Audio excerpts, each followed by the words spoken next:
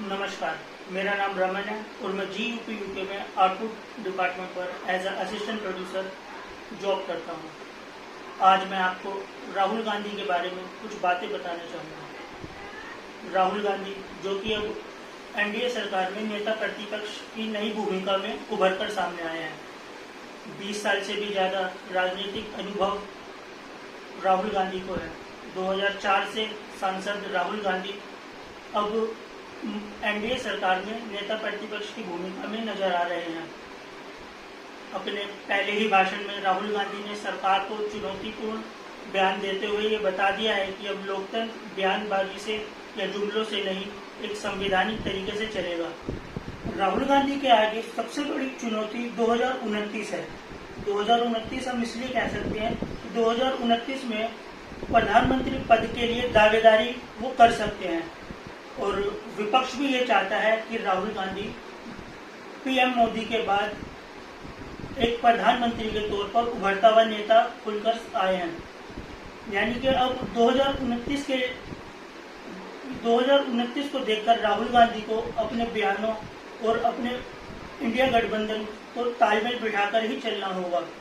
इसके साथ साथ नेता राहुल गांधी क्योंकि अब नेता प्रतिपक्ष बन गए हैं तो उन्हें संसद में भी अपनी हाजिरी और संसद की हर बैठक में शामिल होना होगा।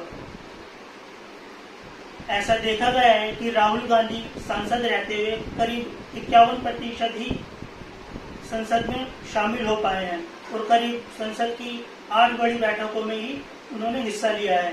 राहुल गांधी यानी कि नेता प्रतिपक्ष के सामने तीसरी सबसे बड़ी चुनौती है कि 2024 में 4 राज्यों में विधानसभा चुनाव है।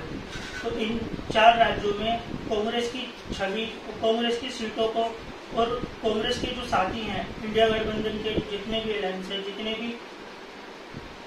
भी नेता हैं, उनको एक साथ लेकर चलना होगा, जब भी वो इन 4 राज्यों में इंडिया की सरकार बना पाएगी। राहुल गांधी के सामने आखिरी चुनौती है अपनी छवि को सुधारना, क्योंकि अब तक हमने देखा है कि राहुल गांधी की छवि को लेकर, उनके बयानों को लेकर अक्सर उनको सरकार घेरा करती थी। अब राहुल को अपने बयानों के आधार पर अपनी एक ऐसी छवि बनानी है कि 2029 तक वो प्रधानमंत्री पद के दावेदार के रूप में उभर कर सामने आए, जो कि इंडिया गठबंधन भी चाहता है। तो राहुल गांधी की चुनौतियों पर हमने बात करी।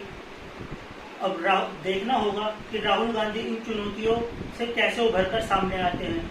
2029 में वो प्रधानमंत्री पद के दावेदार बनते हैं। भारत जोड़ो यात्रा का असर 2024 में तो दिखा, अब आने वाले समय में राहुल गांधी को उसका फायदा मिलेगा या नहीं, ये देखने वाली बात होगी।